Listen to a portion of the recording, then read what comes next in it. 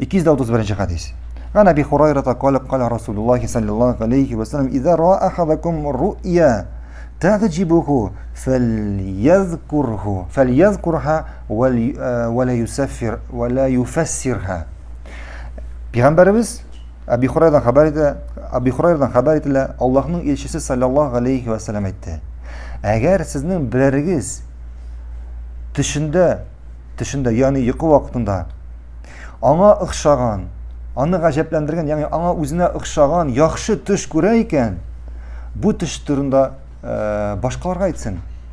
Башкаларга сөйләргә ярый бу төш турында. Һәм шулай бу төшнең тәфсирен сорарга, ягъни мәгънәсен сорарга, бар төш юраучылар, төшне юри белә торган кешеләр. Шулардан, ягъни башка кешедән бу төшнең тәфсирен, ягъни бу төшнең мәгънәсен сорарга ярый. Нинди чакта? Әгәр яхшы төш күрсә.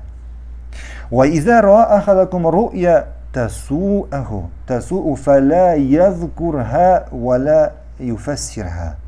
لكن أجر نشر تشكره إكن bu tuş turunda silemesin. Uylamasın. Hem bu tuşun mağnasını anlara tırışmasın. Yani tefsirin mağnasını, yani bu tuşunu yurarga tırışmasın. Unutsun bu tuş turunda. Devam ederiz.